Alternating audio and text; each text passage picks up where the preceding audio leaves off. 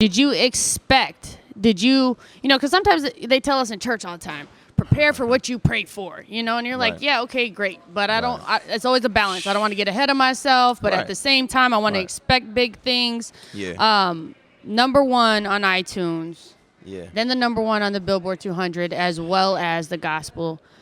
What was that like? Who gave you that news? I was actually at home. I meet with a group of young artists that I just try to mentor.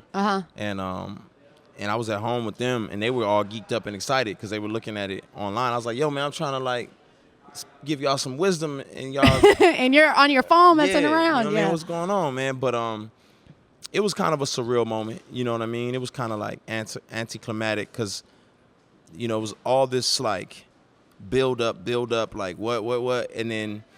it was so many things that just happened at once that I haven't even had a chance to breathe yet. Oh man, the album went number one on 6 charts. Oh, Jimmy Fallon wants you to be on the show. It was just that bang, bang, was bang, bang, bang. Bananas. It's crazy. Let's talk about that. I was like, okay, we got to work on this interview. I got to get this guy into it. Y'all got to meet him. And then I see you on Jimmy Fallon. And I was happy for you, but then I was like, no, I'm never gonna get to interview him now. Jimmy Fallon's the marker. He had to have loved you. Yeah, he did. Are you guys besties now? Yeah, he was like, you have to come back. And I was like, okay, you said it on national television. He did. But then backstage, he was like, no, seriously. For real. Loved it, you got to come back. You and the Roots would be a problem. Listen, that's bucket list, check. Right. Play with the Roots, check. Right. You know what I mean? How many other bucket list things have happened since you started your career? Is there any one moment that you could be like, man, I never thought I'd be in the same room with? Yeah. For me, honestly, it's being able to really impact people and really challenge the way people think and encourage and inspire them. And so, when I'm sitting, just having a conversation with somebody Game or Kendrick. Right.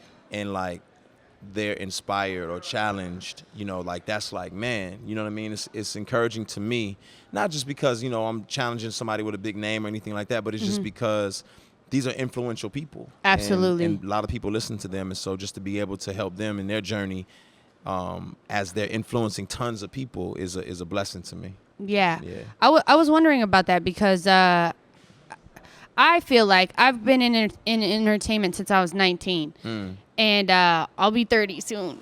And so I've seen a lot of changes in the industry and met the Game, Kendrick, friends I've made over the years and stuff like that. And I feel like now more than ever, people are hungry for the real, for the truth. Yeah, absolutely. And I wanted to know from your perspective, and that's why I'm so grateful for this interview today,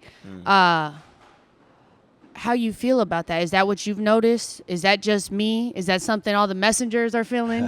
What is that? No, I think there's definitely some truth to that. I think there's an oversaturation of just kind of fluff and just people just talking about things that are not substantial and are not really impacting people's lives. And I think we all want to hear songs that matter and that mean something to us, a soundtrack to our lives, and that they just inspire us. And I think that's really what we're starting to see happen is people are starting to hunger for some substance and something more. And I feel like, I have experienced all the substance there is. Right. You know what I mean? So I'm willing to just give that back, through art and through my life. The Lady Law Show, live 101.5.